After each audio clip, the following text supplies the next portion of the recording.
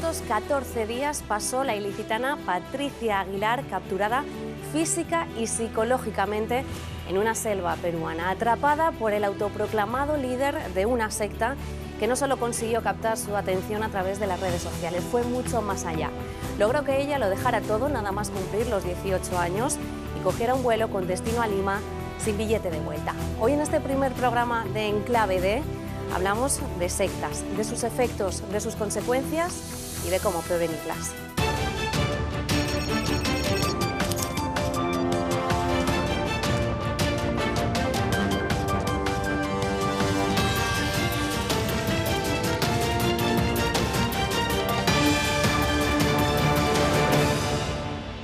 Por suerte, esta que les avanzábamos es una historia con final feliz, porque gracias al empeño y al gran trabajo que realizaba la familia de Patricia Aguilar, ella, junto con un grupo de mujeres y niños, entre ellos su hija, fue rescatada el pasado 5 de julio de esa selva peruana. Hoy vamos a hablar de todo esto, vamos a analizar el caso de las sectas y, como decíamos, cómo evitarlas, sobre todo, y prevenirlas. Y lo vamos a hacer con dos personas que saben mucho en esta materia. Por una parte tenemos a la prima y a la portavoz de la familia de Patricia Aguilar, la que ha movido cielo y tierra durante todo este tiempo para conseguir que Patricia esté hoy en casa. Así es. Noelia Bru, bienvenida. Muy buenas tardes. Gracias por estar aquí. Y tenemos al catedrático en Psicología de la UMH, José Pedro Espada. Bienvenido a ti también. Buenas tardes. Contigo vamos a analizar todo el aspecto psicológico, que no es poco, que conlleva este asunto. Bueno, pues Noelia, lo que podemos hacer, si te parece, con una hora que tenemos por delante, es empezar por el principio. Decíamos, Noelia cumple 18 años, hemos visto ese vídeo de cumpleaños en muchos sitios, y de repente, 27 días después, desaparece, coge un vuelo con destino a Lima, y la familia empieza a buscarla. ¿Cómo vivís todo esto desde vuestra parte? Es algo que cualquier familia puede pensar, porque lo ven los periódicos. Las desapariciones, por desgracia, son algo que estamos muy acostumbrados a saber que ocurren, pero nunca piensa uno que le puede tocar a su familia. Nosotros siempre hemos tenido a Patricia por una adolescente totalmente normal. O sea, Patricia no era para nada una chica extraña, tenía sus amigos, estudiaba, era cariñosa, tenía un buen comportamiento en casa. No había nada que destacar negativo en ella, pero de repente se la tragó la tierra. Al final, esa actitud que ella tenía fue lo que la salvó, porque su familia entendíamos que pasaba algo más. Pese a que la policía nos decía que bueno, era una fuga voluntaria, que la edad a veces traía estas cosas, nunca entendimos que fuera así, nunca nos rendimos y decidimos investigar. Y bueno, hasta que conseguí dar con este tipo, con Félix Steven Manrique Gómez, que es el responsable de esta captación, y empezamos a indagar y descubrimos la verdad. Noelia, todo empieza, supongo, tirando del hilo. O sea, una vez que desaparece Patricia, encontráis unos billetes de avión, Sí. Empiezan a aparecer pistas, claro, una vez que ella ya se va. Claro, nosotros en un principio simplemente pusimos, los padres de Patricia pusieron la denuncia de desaparición. Confiamos un poco en que no podía salir del país, según nos decían, porque había una alerta y esto no podía ocurrir, nos avisarían. Pero bueno, se produjeron una serie de acontecimientos que dieron lugar a averiguar que Patricia había cruzado el charco y se encontraba en Perú. A través de una señal del teléfono móvil, cuando ella lo conectó, saltó la alerta de la compañía y conseguimos saberlo. Fuimos a la policía y entonces era como que todo valía. Bueno, está en Perú, pero habrá conocido a alguien. Nos negábamos a creer que el comportamiento era natural y la primera alerta saltó el día que Alberto, el padre de Patricia, recibió un email muy extraño donde se hablaba de una forma muy forzada, diciendo que hablaba en nombre de Patricia, no era su dirección, pero daba como fe de vida, daba muchas fechas de cumpleaños, de la familia, intentaba aparentar que era ella y decía que volvería con el nieto de Alberto en este caso, antes de que Rajoy saliera del gobierno. Se nos pusieron los pelos de punta. ¿Vosotros teníais claro que no era ella quien escribía Claro, esas palabras? era una carta que parecía, venía por parte de un psicópata y se notaba. Hablaba de la parábola, del buen talento, hablaba del invertir en este tipo de acciones dedicadas a Dios y que lo que Patricia se supone que estaba haciendo venía por ahí. Ahí fue cuando dijimos, aquí hay alguien más. Yo particularmente la conocía muy bien, la conozco muy bien, y me sumergí dentro de las redes sociales, por donde pensábamos que quizás habían podido atacarla, ya que los amigos que tenía cerca no tenían nada que ver ni sabían nada, y descubrimos a un tipo, en un principio con una apariencia extraña. Yo falseé un poquito una identidad, creé una cuenta falsa y conseguí que me aceptara, haciéndome pasar por un adolescente. Y me aceptó y descubrí que era un tipo que captaba menores a través de internet, tenía unas 3000 chicas y ofrecía todo tipo de barbaridades, sexo, operaciones no, a través de un don para poner pecho y caderas, o sea, les ofrecía una vida mejor, incluso alimentos, una vida mejor a su lado, y ahí entendí que este tipo era el que estaba detrás de todo y empezamos a indagar. Gran trabajo psicológico hay aquí detrás, mucho que estudiar, José Pedro, porque dice Noelia, bueno, Patricia era una joven normal, una adolescente, acababa de cumplir 18 años, nadie podía pensar que de repente, como ella dice, un día se la tragara la tierra. Sí, efectivamente, cuando se habla de a quién puede afectar más los grupos de manipulación psicológica, que es como donde se ubicarían las sectas con más ideología religiosa, se concluye que todos estamos expuestos. Cualquier persona, aunque aparentemente tenga una vida normal y esté adaptada, puede tener un momento de vulnerabilidad donde sea más susceptible de ser captada por un grupo de manipulación. Entonces lo que hacen estos grupos es estar especialmente alertas a dónde pueden encontrar este perfil, ¿no? Es decir, y cuándo echar la red para poder atraer hacia ellos a alguna persona que esté con alguna necesidad de tipo afectivo, de tipo de búsqueda espiritual o de tipo social, y poder ofrecerles precisamente justo la respuesta a lo que ellos están buscando, ¿no? Que es una de las características también de estos grupos de manipulación. Aparentemente esa necesidad que en ese momento puede tener una persona, o bien por una forma de ser, donde pues tiene un idealismo utópico sobre la vida y sobre la espiritualidad, o bien porque tiene una necesidad personal o una carencia que en ese momento puede estar pasando, el captador de este grupo manipulativo pues sabe justo hacerle ver a esa persona pues que está siendo escuchada, que justo sus necesidades encajan perfectamente con lo que esa persona puede estar ofreciéndoles. Noelia, en el caso de Patricia sí que había perdido, por desgracia, a un familiar hacía poquito tiempo, ¿no? Claro, había perdido a su tío con 29 años de una forma bastante traumática, pero justo como indica, fue el desencadenante el hecho de que Patricia experimentara una especie de visión, sueño y buscara respuestas a través de esa red social. En este caso fue Facebook. Ella escribió el mensaje en un grupo y bueno, pedía ayuda en cuanto a una especie de sombra que había visto, estando durmiendo, medio despierta, tras la muerte de su tío. Y ahí apareció Félix Steven. Él estaba rondando en ese grupo y le dijo: tienes un privado, y a partir de ahí se ofreció como ese guía espiritual que le iba a dar respuestas, y si quería podía darle más, incluso llegando a enamorarla, entre comillas, o sea, bajó la guardia por ahí. ¿Por qué este perfil acude a las redes sociales y no acude a alguien que tenga cercano, un amigo, bueno, ya no digo dentro de la familia, pero incluso fuera a círculos más cercanos, que pueda ver y tocar en persona y acude a las redes sociales? Bueno, las redes sociales se han convertido como casi el primer recurso, ¿no?, de búsqueda de información, y puede ser fácilmente donde, especialmente un adolescente o un joven, acude para buscar respuesta o apoyo social ante una situación.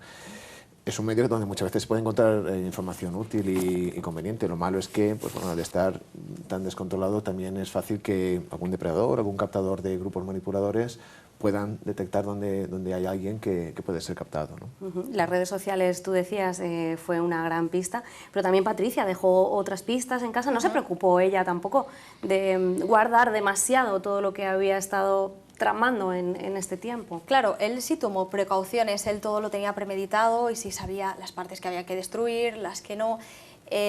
Dejó Patricia una serie de pistas porque, bueno, siempre ha sido un poco despistada, y en el fondo ella supongo que entendía que no pasaba nada, y ahora, tras leer cientos de conversaciones que mantuvieron, porque bueno, por suerte ha podido recuperar conversaciones que tenía con este tipo cuando era menor de edad, o sea, hemos podido ver perfectamente el periodo de captación. Bueno, pues Patricia tampoco llegaba a entender jamás que iba a tener que hacer esto sin contárselo a nadie. Ella nunca pensó en irse sin decírselo a sus padres, nunca pensó en hacer daño. El problema es que este tipo en un principio vendía la historia de una forma más fácil, como un poco un juego, enamorados, y al final empezó a exigir, y exigir cada vez con más violencia, y cada vez hay que destruir esto no se lo puedes contar a nadie, y hacía una especie de juego de premio-castigo. Tú entras y bueno, estás haciendo las cosas porque quieres, pero cuando Patricia veía que algo que le pedía no era ético o iba a suponer un daño a su familia y ponía cierto freno, él empezó a cambiar su actitud y empezaba a comportarse de una forma bastante visceral y bastante cruel en cuanto a ella, y empezaba a decirle, bueno, pues quizás no puedas venir a mi lado, vas a defraudar ese sacrificio que tienes que hacer por la humanidad, vas a defraudar a la gente, ya no vales, ya no... Ella entonces bajaba el nivel y, lo siento, voy a hacer lo que tú quieras, y el nivel de exigencia cada vez subía más hasta que tuvo que irse sin decirle nada a nadie. Claro, yo creo que es importante decir el tiempo que pasó, claro, desde que Patricia empezó a hablar con él hasta que llegamos a este punto, porque no es de la noche a la mañana, para tú nada. Tienes que hacer esto, ¿no? Ella no hubiera caído seguramente si en una misma semana todo esto hubiera empezado y acabado. Claro, uno de los principales problemas es que la gente nos pregunta, pero ¿y cómo ha podido Patricia creer esto? ¿Cómo le han podido engañar así? Yo ahora, leyendo todas estas conversaciones, lo puedo entender. Este tipo tiene unas habilidades para captar, para engatusar, para enamorar, que bueno, son para estudiarlas realmente. Es una especie de vendedor de humo que no empieza el primer día diciendo, oye, vas a tener que... No, todo lo contrario, te va haciendo sentir especial, va haciendo que encuentres y que tengas un hueco importante en la humanidad y que puedas ayudar a muchas personas. Se aprovecha al fin y al cabo de una niña, corta los periodos de sueño, la hace trabajar día y noche en esa propaganda que él difunde. Al final Patricia pierde el control total de su vida, pierde su dignidad, lo pierde todo, pero muy progresivamente, casi. Hablamos de un año y medio. Efectivamente. Un año y medio de duro trabajo y constante, ¿no? Trabajo era a diario, ¿no? Diario, día y noche. Día y noche. Da tiempo en todo un año y pico de poder ganarse un adepto, ¿no? Porque los grupos de manipulación y sus líderes, ellos... como decíamos, son especialmente hábiles porque apelan no a la inteligencia del individuo, seguramente analizando racionalmente los argumentos que ellos pueden utilizar, podríamos darnos cuenta, y la víctima, la primera, de que algo fallaba en ese planteamiento. Pero ellos apelan a la parte más sentimental, ¿no? Y por eso pueden aprovecharse de ese lazo afectivo que establece con la víctima, para que no sea una cuestión puramente de negociación y de raciocinio, sino de implicación emocional, ¿no? Y hacerla sentir especial, hacerla sentir como que realmente yo te entiendo. Aparte, ya si es capaz de generar una relación sentimental entre los dos, pues todavía más intensamente. Y ya dentro de lo que fuera la historia de cada grupo manipulativo, pues si en su historia que va compartiendo con la víctima, pues le hace sentir que es una persona elegida, especial, que tiene suerte por haber sido seleccionada para ese proyecto que pueden tener como grupo, pues claro, la persona ahí se ve sin darse cuenta en medio de una corriente que le empuja en una dirección. A veces se lo puede plantear, pero el manipulador es muy hábil para rápidamente pues, reconducir y convencer, ¿no? Los grupos manipuladores se utilizan estrategias coercitivas y manipulativas, ¿no? La coerción es un estilo de comunicación que se centra en conseguir que el otro haga lo que yo quiero, ¿no? Frente a una comunicación más normal, que podríamos decir, ¿no? Y además pueden ser manipuladoras cuando hay ocultación o engaño, ¿no? Que es lo que se suele dar en los grupos manipuladores, ¿no? Es decir, no se cuenta toda la verdad, se manipula y se disfraza la realidad. Porque no se cuenta, a pesar de que ella no era consciente de que era mala. Tú decías, ella no creía que iba a hacer todo porque esto. La realidad completa, el plan completo, nunca va a poder reconocer un líder que lo que quiere es aprovecharme de la víctima, porque al final todo va a acabar en entregar dinero, en hacer una serie de trabajos o de favores sexuales o de cualquier otro tipo de servicio, no ya tanto al proyecto sino al líder directamente, y eso pues si te lo digo directamente, lógicamente no. Te decía, ella, ¿por qué ella no lo cuenta? Si ella no lo ve como algo malo, si alguien tiene novio, en un momento está algo muy encariñado con alguien, muy ilusionado, a mí me sorprende, lo suele comentar en el círculo, y en este caso no. Claro, es algo nunca prohibitivo, dijo nada. porque no la van a entender. Él siempre trabajaba al lado de nadie va a pensar que tú eres capaz, tú no te valoran, en tu casa además fue creando una brecha. En nuestro caso, Patricia era adolescente y todavía con más razón y tenía más base para poder hacerlo, pero cada pequeña disputa que se podía haber en casa por cualquier tema, sin más, él hacía que esa disputa fuera mucho más grande. Decían, mira cómo tu madre te ha gritado, tu madre no te quiere, no te valora, si pudiera te metería en un manicomio, tú eres especial, yo te valoro, yo te quiero. Entonces, al final, Patricia entendía, y igual que me decían el resto de las adeptas y exadeptas del grupo, decía, es que él te hace entender que todas las personas que están fuera del grupo solo son el mal, o sea, no te van a ayudar, son una especie de personas que se van camuflando en buenas intenciones, pero te tienes que alejar. Tú eres una especie de ángel que has nacido en medio de tanto demonio, tienes que salir como sea de ahí y venir a mi lado, que soy el único que te puedo entender. Es curioso porque Patricia, como bien decía, se daba cuenta de muchas cosas Y claro, pero automáticamente él reaccionaba mal, él no permitía ese comportamiento. ¿Estás dudando de mí? ¿Piensas que te estoy estafando, que no tengo nada mejor que hacer que desde tan lejos estafar a una europea? Si lo puedo hacer con la vecina que tengo al lado, ¿para qué me voy a molestar? ¿Dudas de mí cada vez que te cuento algo? Entonces no vale la pena que me sigas. Al final, como decía, hay un componente emocional que ella tenía cierta dependencia de él y bueno, de algún modo lo quería, se había enamorado y bueno, pues esto te convierte más vulnerable. Él se aprovechaba. Hasta el punto de que ella se ofrece a ir a visitarlo a Perú. Claro, todo esto ocurre de una forma muy sutil. Ella nunca toma una decisión por sí misma. Al final es curioso cuando lo lees todo en un contexto, cómo él fuerza, cómo llegar a cada cosa. Cómo no hace falta que yo te diga vente, pero te lo estoy diciendo con muchas otras cosas. Te estoy diciendo que eres necesaria, que de ti depende, que hay personas que van a sufrir y tienes que hacerlo. Entonces al final es una especie de sentirte obligado. ¿Qué ocurre? Que nadie, absolutamente nadie, decide ser esclavo o siervo de otra persona por su propia voluntad. La voluntad está totalmente viciada por ese trabajo manipulador y de persuasión coercitiva que ejerce este líder. Ahí está la clave, ¿no? Encima, tomar una decisión pensando que la has tomado tú mismo, aunque claro, para nada. Ese es el resultado de una buena manipulación. Es decir, el buen manipulador es capaz de conseguir eso, ¿no? de que no se le vea venir, porque si no, obviamente, generaríamos barreras y rechazo, y al contrario, hacerte pensar que eres tú el que está tomando las decisiones. En este contexto de este proceso de captación, claro, ellos intentan insistir mucho en la idea de que tú eres especial, eres valorado, entonces por lo tanto la tendencia desde ese punto de vista es a seguir en una situación donde se te valora y donde te refuerza, ¿no?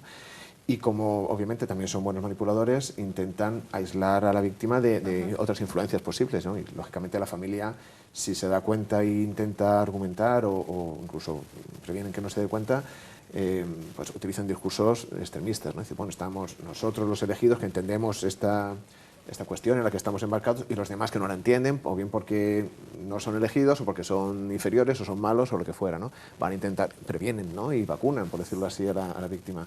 Van a intentar convencerte, pero ellos no entienden esta parte, es decir, yo aquí sí que te valoramos nosotros, tanto el líder personal como el grupo, si es que ya han entrado en contacto con otros miembros del grupo. Pero es un objetivo importante en esa fase del manipulador, aislar a la persona para que no tenga la influencia de los familiares o de los padres. Qué importantes han sido todas esas conversaciones, Noelia, decías, hay muchísimas para ir ligando ahora todo lo que ha ocurrido, también, por supuesto, en un principio para ir siguiendo la pista, pero también ahora, ¿no? Claro. Como pruebas no solo para Patricia, sino para el resto de víctimas. Ahí está, o sea, sirve en todos los aspectos. Es un salvavidas para Patricia a la hora de poder demostrar cómo ha sucedido todo. Ha sido muy inteligente y guardando estas conversaciones, en principio solo era por temas de todos los trabajos que tenía que hacer, al final han servido para demostrar muchas cosas, para saber cómo se hace y para que ahora se pueda entender. Muchas veces se producen captaciones, pero no se dispone de ese material. Ahora, como bien comentabais, por ejemplo, podemos ver claramente cómo él exprimía a las personas que tenía Patricia alrededor. A mí le decía, dile a tu prima que pida libros, que nos interesan, habla con tu profesora para que nos consiga otros libros. ¿Qué ocurre? Cuando la profesora empieza a ver actitudes en Patricia, lo he podido leer en estas conversaciones, extrañas, y le dice, vamos a quedar un ratito. Patricia debía pedirle permiso, obviamente, bajo ese control, no podía hacer nada. Por su voluntad le decía, mi profesora me ha dicho que tengo que quedar y hablar con ella, no sé qué va a querer, no sé qué me quiere decir. Y él decía, espera un momento, ¿hay una foto en internet de esta mujer? Sí, la estoy viendo, ella no es buena, ella sí, estaba bajo esa apariencia, la hemos utilizado porque pensábamos que sí, pero no es una iniciada. Es un demonio, además de los peores, no puedes ir, o sea, líbrate de ella. Ante la amenaza de que alguien pudiera alertar, enseguida él actuaba y lo tenía todo controlado, sabía todo de nosotros. Se encargó de saber todo de nosotros, desde dónde vivíamos, a qué nos dedicábamos, cómo éramos cada uno de la familia, y fue manipulando para que nadie pudiera hacer nada. Tenía dos formas de llegar a vosotros, a través de Patricia, que era la más directa, pero también a través de las redes sociales, tanto vosotros como sus profesores, Sí. Tú lo comentabas. ¿Qué importancia tienen las redes sociales y la influencia de estas en casos como este de sectas? Antes también existían, pero no conseguían llegar a todas las partes del mundo. Por eso hoy queríamos contar con un experto en ciberdelincuencia. Él es director del Centro Crímina de Elche, es Fernando Miró. Muy buenas tardes, Fernando. Hola, buenas tardes, ¿qué tal? Muy buenas tardes, nos hubiera encantado tenerte hoy aquí, pero no ha sido posible. No. Así que bueno, agradecemos poder ponernos en contacto contigo a través Gracias a del vosotros. teléfono. Bueno, Fernando, queríamos contactar contigo porque como decíamos, siempre han estado las sectas ahí, pero estas redes sociales e Internet les ha dado un poder nunca visto. Sí, es curioso porque precisamente, bueno, el enlace ha sido perfecto porque estaba comentando a la compañera lo bueno que es tener información para poder manipular, ¿no? Pues las redes sociales esencialmente lo que son es una fuente de información que se puede utilizar en un sentido positivo, pero que también se puede utilizar en un sentido negativo. En este sentido es verdad que, pues, bueno, el ciberespacio lo que hace primero es contraer las distancias físicas y por tanto ya no es necesario que yo manipule a alguien estando al lado de él, sino que puedo hacerlo a distancia. Y en segundo lugar, pues también lo que permiten es utilizar pues todo ese vehículo persuasivo, pero obteniendo información a través de Internet, a través del ciberespacio. Y por tanto, no nos damos cuenta de que todo lo que ponemos en el ciberespacio, en el fondo, pues por decirlo de alguna forma jurídica, puede ser utilizado en nuestra contra.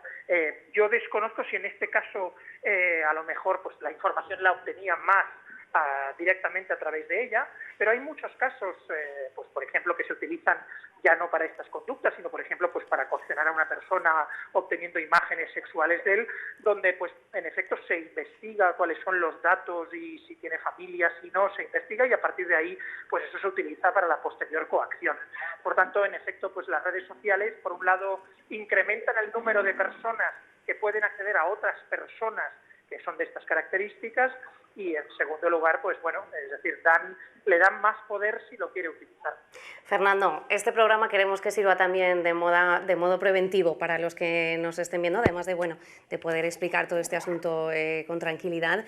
Cuéntanos, ¿cuáles son algunas de las conductas que se pueden ver en casa, que todo el mundo puede identificar si presta un poquito de atención y que pueden hacer saltar la alarma? Bueno, yo creo que eso probablemente, y si no me equivoco está ahí José Pedro, probablemente los indicadores, digamos, psicológicos lo puede explicar muchísimo mejor él y evidentemente hay toda una serie de elementos, digamos, personales que nosotros nos pueden hacer ver que hay un problema y que pueden pues, incluso pues, afectar al rendimiento y que pueden indicarnos eso u otras cosas, evidentemente. Sin embargo, hay también toda una serie de, digamos, de conductas que hacemos en el ciberespacio que digamos que nos ponen en peligro y sin que nosotros nos demos cuenta para esas conductas o para otras. Y bueno, yo creo que a nivel preventivo, junto con bueno, estar atentos a lo que les pasa a nuestros menores, yo creo que también tenemos que estar atentos a cuáles son sus rutinas y sus prácticas, a qué es lo que ellos hacen en el ciberespacio, que a lo mejor puede no llevarles a que les pase nada, pero que efectivamente hemos demostrado y se está demostrando que hay conductas que incrementan significativamente el riesgo de que bueno, pues otras personas pues accedan a ellos para manipularlas, para coaccionarlas en diversos sentidos. Y en este sentido pues se trata de alguna forma de retomar las viejas tradiciones del espacio físico, de no hables con desconocidos, de no compartas tus cosas con personas que no conoces, no aceptes regalos de extraños o que sepas por dónde vas a ir antes de visitar un determinado sitio, pues lo mismo pero en el ciberespacio. El problema es que somos bueno, los padres no tenemos información digital, no sabemos dónde se meten nuestros hijos, que comparten,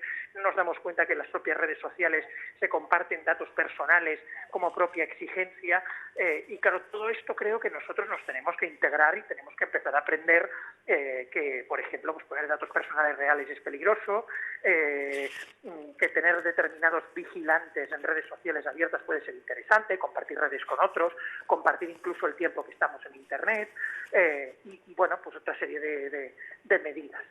Fernando, también los padres deben ponerse al día, deben actualizarse. Muchas veces los hijos saben más que los padres en estos aspectos y claro, pueden hacer un poco lo que quieren. Los hijos saben más que los padres.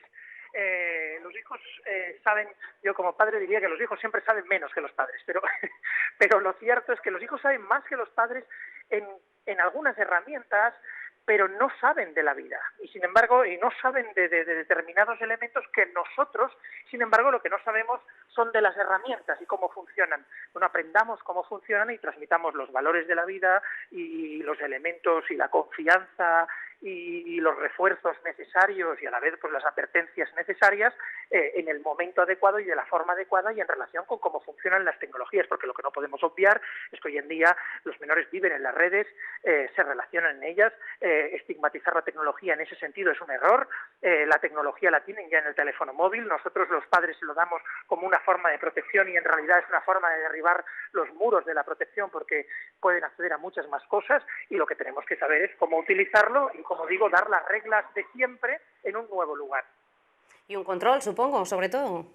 Sí, pero un control, es decir, un control basado en lo mismo, un control basado en la confianza, un control basado en la información, un control basado en el respeto al otro sujeto también, al menor, en su propia autonomía personal, un control basado en la información de los riesgos reales, que pueden entender si se les explica. Fernando Miró, director del Centro Crimina y especialista en ciberdelincuencia. Muchísimas gracias por habernos dado todos estos datos, consejos que seguro son muy útiles a todos los que nos están viendo. Nada, muchas gracias a vosotros. Un saludo. Gracias.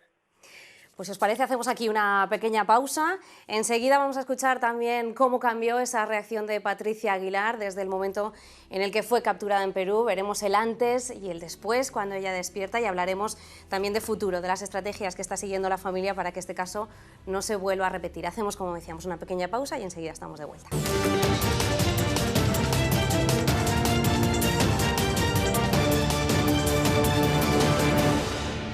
Ya estamos de vuelta tras esta breve pausa en este primer programa de Enclave, en el que hablamos de sectas, causas, consecuencias y cómo prevenirlas, que es lo importante. Tenemos con nosotros en plató, lo recuerdo por si os apuntáis ahora, a Noelia Bru, que es prima de Patricia Aguilar y portavoz de la familia, y a José Pedro Espada, que es catedrático en psicología de la UMH. Hemos estado en toda esta primera parte hablando de cómo empezó todo este caso ligado con Patricia Aguilar, ese cautiverio durante más de un año en la selva peruana. Tiempo durante el que ella tuvo contacto en algunos determinados momentos con el exterior, pudo mandar incluso mensajes. Vamos a ver uno de los que ella mandó, como decíamos, en este caso estaba en Perú.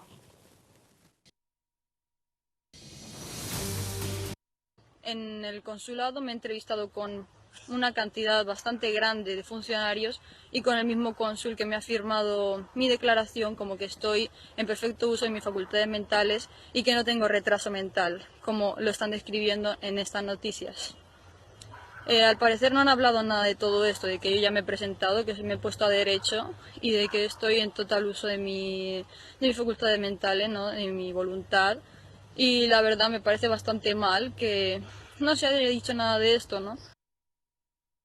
Se mostraba Patricia casi indignada. Ella decía, yo estoy en pleno uso de mis facultades mentales y aquí os estáis montando una historia que nada tiene que ver con lo mío. Claro, el líder consiguió casi al principio el efecto que quería, que era que la gente rechazara a Patricia al ver a una Patricia con un comportamiento desagradable, en el que acusaba a la gente, no metáis en mi vida, dejarme, estoy aquí porque quiero, porque me buscáis. Él quería que la dejaran de buscar y quería un poco, pues eso, alimentar el que Patricia quisiera quedarse. Esto no pasó por casualidad. Nosotros ahí vimos a una Patricia que nos reconocíamos, nos pusimos muy nerviosos, físicamente estaba muy deteriorada, el discurso era programado, aprendido, yo creo que es algo que se ve y no hace falta ser un especialista para ver el discurso aprendido. Pero lo que más nos llamó la atención es que no ocurrió por azar, ocurrió porque encontramos el nombre de otra de las adeptas, entonces no sabíamos quién era, lo encontramos en un papel en la habitación de Patricia, informamos a la policía, esta persona fue citada y este tipo, el líder de la secta, supo por primera vez que le habíamos descubierto, que andábamos ya muy cerca buscándolo.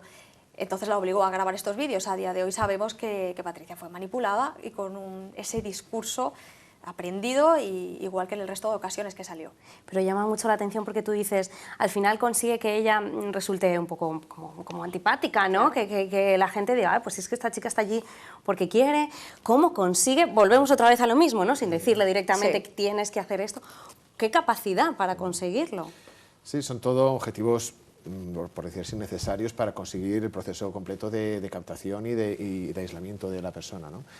Igual que es importante que el manipulador consiga que la persona víctima pierda su capacidad de crítica racional sobre las cosas que hace, ¿no? Simplemente sigue las instrucciones sin analizar, sin aplicar un juicio crítico personal que podría estar aplicando en una situación donde no estuviera bajo ese tipo de influencia, ¿no? Y esos son todo elementos que va consiguiendo en ese proceso, ¿no?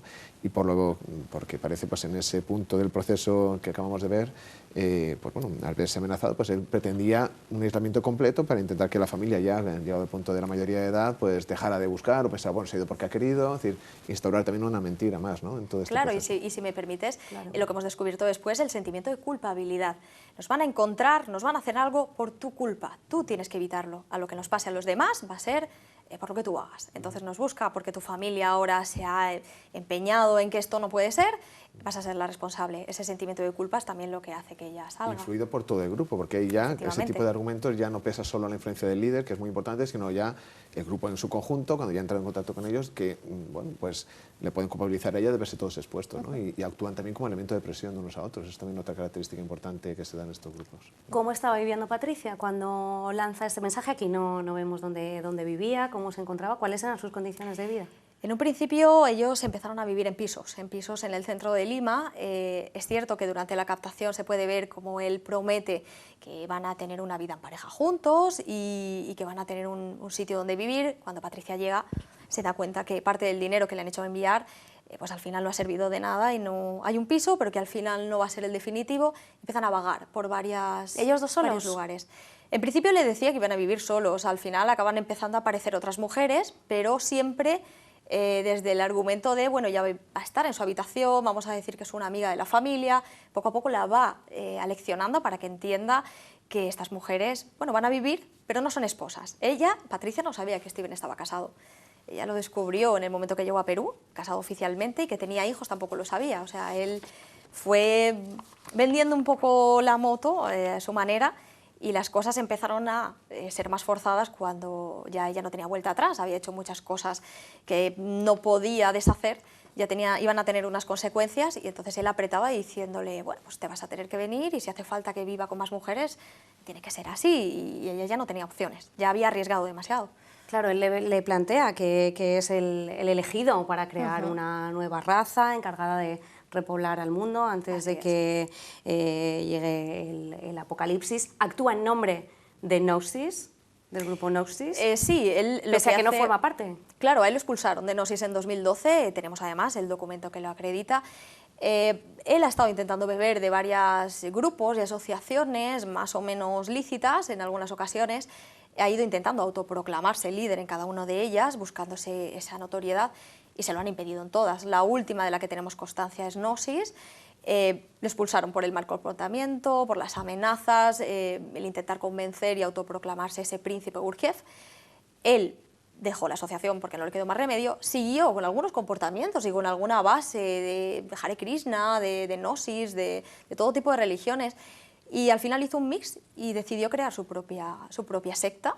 Y bueno, ya no dependía de nadie, ya podía ser ese príncipe Gurdjieff, y estuvo durante muchísimos años, casi desde su adolescencia, creándose ese personaje y haciendo esa propaganda por internet. Un personaje en el que dice que hay que luchar contra el ego de las personas, claro. Él, precisamente, lo decía. Sí, es curioso que una persona que es, yo creo que la persona que más ego tiene en la capa de la tierra, sea la que le tenga que decir a los demás que el ego es lo que hace que seas un ser corrompido, que es el mal, que tienes que eliminar cualquier tipo de sentimiento. Al final, lo que intenta es que ni sientas ni padezcas y que dependas de él y no tengas dignidad. Así es más fácil que te puedan manipular. Y para eso hay muchos ejercicios y ciertas cosas que lo que hablábamos, ahora que dan constancia en esas conversaciones. Un perfil, supongo, que responde, ¿no?, a todo lo que estamos hablando. Cuando existe un grupo manipulador, coercitivo, el líder tiene una característica carismática, tiene un magnetismo personal que le hace pues, ser capaz de entablar un contacto cercano con la gente. Es decir, muchos de estos líderes captadores utilizan técnicas de venta muy similares a las que se utilizan en marketing, pero llevado a un extremo, claro. Y luego pues, van construyendo su discurso para que nunca se vean totalmente desmontados, ¿no? no sabríamos si calificarlos de personas con un trastorno o personas simplemente muy caraduras, podríamos decir, pero al final se da la situación en que ellos nunca salen mal parados, ¿no? Dentro de este delirio que podríamos tener, dentro de su psicopatía, obviamente no tienen mucho aprecio por los sentimientos de los demás ni por las consecuencias que pueden generar en los demás, porque su único objetivo es sacar el máximo provecho personal únicamente, ¿no? Y parece que su proyecto personal nunca termina de crecerlo. Hay incoherencias muy importantes, como decíamos, en cuanto al ego, en cuanto a la puesta en práctica de su proyecto, donde a lo mejor predican una vida espartana, pero ellos casualmente pues siempre suelen tener una excepción, ¿no? Para no tener esa vida tan restringida, y suelen vivir bastante bien. Se aprovechan de las donaciones o buscan siempre excusas para conseguir que los adeptos que va captando pongan dinero para la causa, pero la causa suele acabar en sí mismo, ¿no? Entonces son personas con un perfil muy peculiar, que bueno, podría estar entre gente con mucha cara dura, a un trastorno en la personalidad, a alguien que simplemente ha encontrado una forma de adaptarse y de poder sacar el máximo provecho, ¿no? Es en cuanto a la figura del líder. Y las víctimas que están en ese proceso de coerción, bueno, pues como hemos ido viendo, parten de una situación de tener un vacío personal, que muchos de nosotros podemos tener en momentos de la vida, y el líder sabe encontrar ese punto débil y aprovecharlo hasta el máximo punto, ¿no? Y luego pues se va generando un trastorno, ¿no? Que por parte de la víctima, que es un trastorno de dependencia emocional, ¿no? a grupos. Tiene mucho paralelismo con otras adicciones conductuales, donde la dependencia que se genera hacia el líder es muy importante, porque hay factores emocionales implicados. La víctima cada vez pues tiene un monotema, ¿no? Ha llevado su interés por ese asunto que le había interesado hasta el máximo, y no habla más que de otra cosa. Menosprecia otras etapas de su vida donde había estado sin ver la verdad, que es justo lo que está viendo ahora, porque eso ha transmitido su líder, y bueno, está dispuesto a llevar hasta las máximas consecuencias su implicación por ese grupo organizado, ¿no? No descubre todavía las incoherencias que puede haber, ¿no? Entre lo que se predica y lo que se hace, que al final todos estos grupos suelen tener importantes incoherencias. Convence este autoproclamado líder a Patricia de que debe ser madre, también aportando, ayudando a esta causa que él persigue, una maternidad que incluso afronta ya estando en la selva en unas condiciones muy deplorables. Sí, a ver, él siempre, tanto Patricia como otras exadeptas, lo que nos han comentado es que él ponía como condición el que había que generar esa sexta raza, que iba a ser la que iba a tener él con las adeptas. Por tanto, bueno, pues ahí ya empezaba a salir la verdadera intención, aparte del abuso económico que ya estaba obteniendo. Ella empezaba a hablar desde un principio de esa necesidad de las relaciones sexuales, en un principio en cuanto a ascender espiritualmente de una forma más rápida, relaciones en las que no había más que la voluntad del líder en muchas ocasiones por parte de otras adeptas.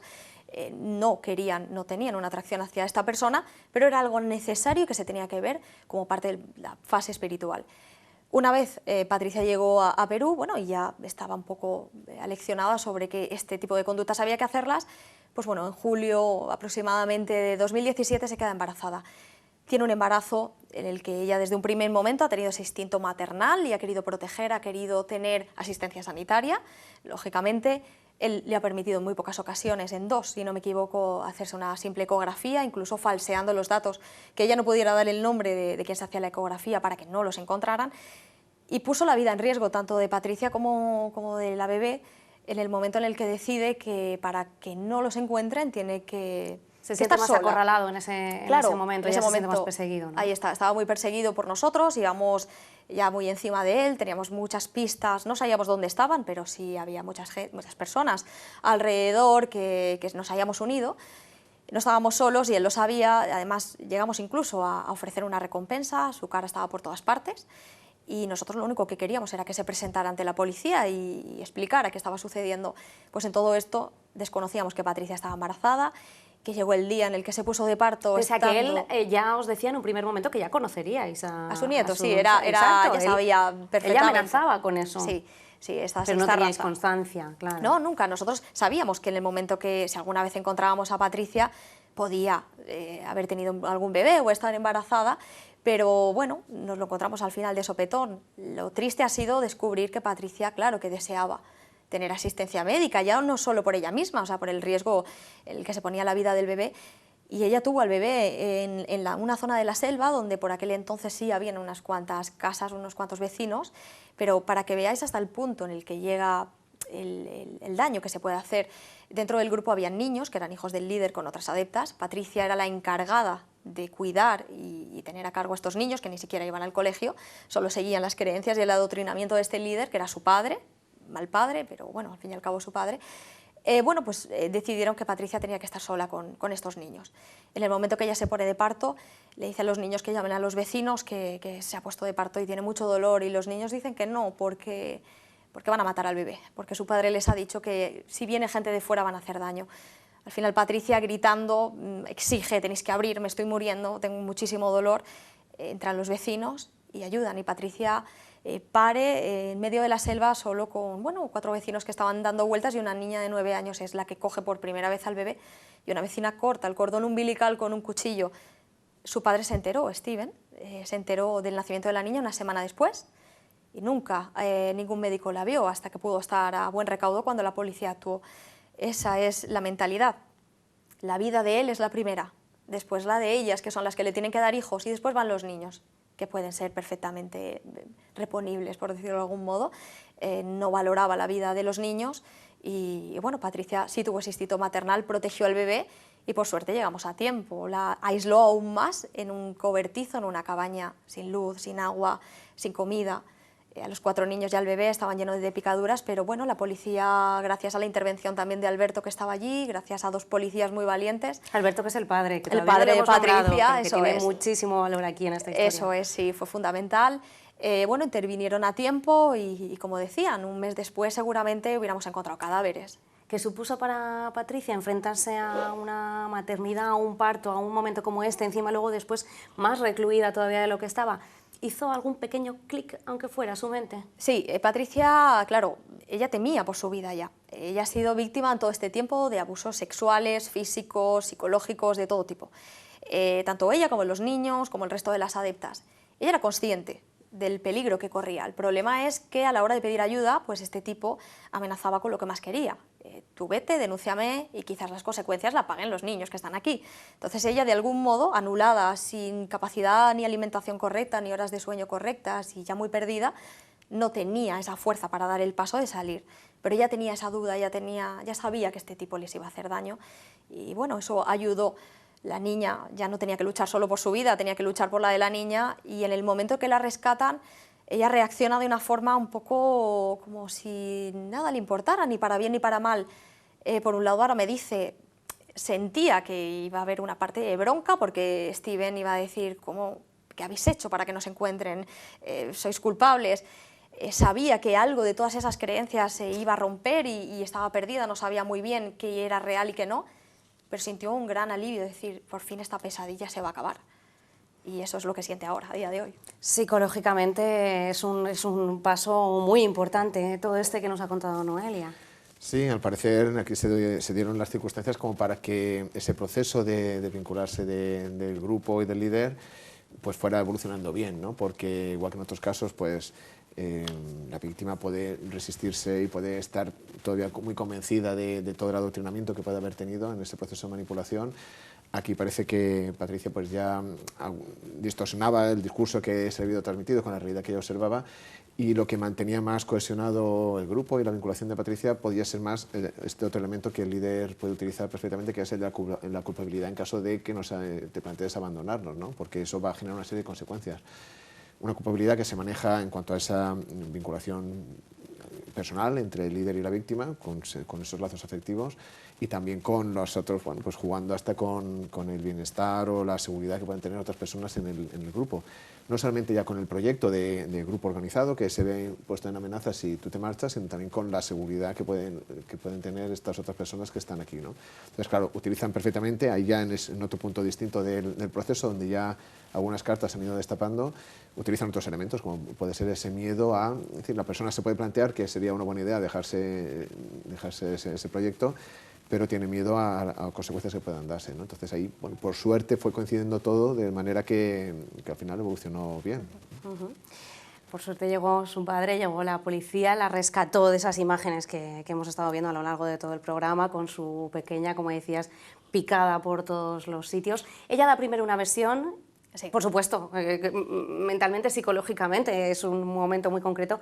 Cuando llega a España, ella cambia esa versión y la adapta después de todo ese trabajo psicológico que supongo que ha venido viviendo. Y esto es lo que dice Patricia una vez que despierta. Cuando yo he estado allí, en el rescate, yo lo primero que seguía manipulada, no es algo sencillo salir de ahí, y también tenía miedo porque Steven la verdad que es peligroso y él muchas veces me ha amenazado y bueno, pues la verdad que tenía miedo, estaba preocupada y bueno, tampoco me sentía cómoda como para hablar ni declarar en ese momento, ¿no? Entonces ha sido cuando yo he llegado a mi entorno, con mi familia, que he ido pues recuperándome un poco, como despertando un poco, ¿no? Viendo cómo son las cosas de verdad, qué es lo que me ha hecho a mí, qué es lo que le ha hecho a las otras víctimas, y lo único que puedo decir es que es peligroso y que no puede salir bajo ningún concepto, porque todo el mundo, todas las mujeres están en peligro. Tengo preguntas casi para ambos. Empiezo contigo, José Pedro. ¿Cuánto tiempo puede tardar una persona después de haber pasado por este complicado proceso en volver a tener una vida, vamos a poner, normal? Es un tiempo variable que depende de cada caso, pero hablamos entre meses para las primeras tareas de deshabituación o de distanciamiento de esa situación de dependencia, porque esto se trata como un trastorno de dependencia más, con características muy parecidas, y luego otro tiempo adicional dependiendo de bueno, pues otros síntomas que puedan quedar presentes, ¿no? Después de lo que es el objetivo principal de desenganchar a la persona de ese sistema de creencias y de esa experiencia que ha vivido, ¿no? Esto, igual que otras víctimas de situaciones traumáticas, depende de cada uno cómo le afectan en otras áreas de la vida, ¿no? Por ejemplo, pues los sentimientos de ira o de enfado contra los que le han causado este daño, contra uno mismo por haber caído en ese engaño, pueden variar, ¿no? Según cómo cada persona lo ha ido integrando. También sentimientos de miedo y de desconfianza, ¿no? Que cada persona también puede elaborar de forma distinta, ¿no? Pero sería lógico que con una persona que ha vivido una situación como esta, pues tendiera a desconfiar mucho de los demás en un futuro, ¿no? Incluso en situaciones donde a lo mejor pues, va a tener que aprender a discriminar bien de quién puede confiar y de quién no, ¿no? Y luego pues adaptarse a situaciones nuevas de la vida que van marcadas por un evento traumático que ha estado experimentando durante tiempo, ¿no? Puede generar miedos y problemas de estrés que dependerá de cada caso su evolución, ¿no? Pero hablamos de entre meses y quizá pues, algunos años, ¿no? Noelia, tú acompañabas a Patricia en este vídeo. Patricia no está preparada para dar ninguna entrevista. Decía que todavía durante mucho tiempo ella creía que no lo iba a estar. ¿Cómo está ella ahora mismo? ¿En qué punto de este proceso que nos hablaba José Pedro se encuentra? Bueno, ella es muy consciente del daño que se le ha hecho. Ese cambio de declaración ha sido simplemente el fruto de poder dejarla durante un tiempo pensar. Esto ocurrió en Perú, pero luego sobre todo sacarla de ese ambiente. Fue fundamental de que empezara a entender que su familia no éramos esa parte enemiga, que estábamos para ayudarla y que no iban a haber reproches, de hecho no los han habido. Y bueno, para que se abriera y contara, la ayuda de un buen psicólogo especializado ha hecho el resto.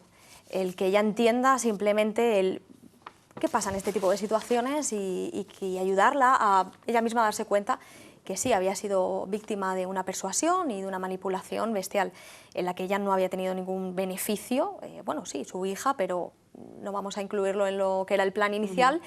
Y bueno, al final el beneficiado era él y ella solo había recibido malos tratos y demás. Ella ahora es consciente de todo esto. Ha cambiado su declaración siendo valiente porque sabe que este tipo está amenazando y tiene amenazadas desde hace mucho tiempo a muchas personas.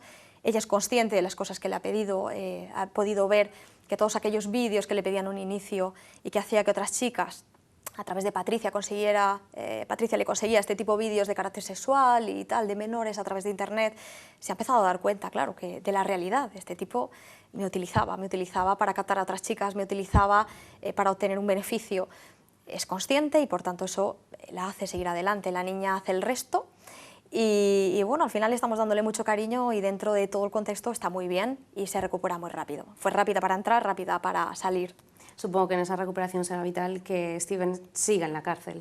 Es fundamental porque a mí me gustaría dejar claro que hay una reiteración una y otra vez, que lo ha hecho con menores de edad en España, que todo está acreditado en el juzgado, lo ha hecho con Patricia, lo ha hecho con mucha gente en Perú, no tenía límites ni barreras ni fronteras, él solo sabe vivir de esto y ahora es consciente de que le hemos hecho un daño y si sale de la cárcel va a intentar vengarse o va a intentar por lo menos seguir con este estilo de vida. Y ya que lo hemos cazado, ya que hemos cazado a este tipo, ¿qué menos podemos hacer que asegurarnos que la justicia haga su trabajo y que gracias a todas esas pruebas siga en prisión y no haya contacto entre él ni las víctimas? ¿Os sentís, Noelia, en peligro por alguna repercusión que pueda tener? Porque él tiene, no solo él, que está en la cárcel, decías, tiene todavía mucha gente repartida. Claro, sí, porque por ejemplo hay adeptas que por la cantidad de años que han estado en el grupo ya no tienen quizás esa facilidad para poder recuperarse y harían cualquier cosa por él. Hay gente que puede estar ayudándole, que puede estar apoyándole y desconocemos. El caso es que este tipo ha hecho mucho daño. Es una persona que, como decía, no tiene ningún tipo de empatía, no valora la vida y de hecho se ven las imágenes como tenía a sus hijos y a Patricia y al resto de chicas. Por tanto, claro que puede hacer daño, nos sentimos totalmente amenazados, sobre todo porque nos hizo el peor daño que se le puede hacer a una familia y es secuestrar psicológicamente y llevarse a un ser querido y todavía actuar con esa frialdad de decir no tenéis nada que hacer, yo voy ganando, nos decían en unos mensajes, voy ganando y no tenéis nada que hacer, no con estas leyes, pues ahora vamos a luchar, porque sí con estas leyes algo que se puede hacer. En Change.org habéis iniciado una campaña para conseguir exactamente qué, Noelia. Vamos a intentar que se pueda que haya penas y que se pueda hacer algo a nivel judicial en contra de la persuasión coercitiva, que al final es la manipulación que se utiliza en este tipo de grupos sectarios y que, que al final es la que hace que una persona llegue a perder su dignidad y acabe siendo abusada y sirva de otro. Entonces vamos a intentar, a través de esa propuesta de recogida de firmas en change.org/ley antisectas, vamos a intentar conseguir muchas firmas para llevarlo donde haya que llevar y exponer un problema que es real, que pasa y que por lo menos hay que tener herramientas para que este tipo de gente no tenga por dónde colarse y después encima decir no tenéis nada que hacer, no con estas leyes. Bueno, y que al final ser mayor de edad no vaya en contra de alguien, porque a vosotros os ha perjudicado muchísimo desde que Patricia desapareció. Claro, me imagino que cualquier persona en su casa en algún momento la han engañado y cuando no le engañan evidentemente lo hacen en contra de su voluntad. Nadie le gusta que le roben, que le estafen o hacer cosas en contra de uno mismo.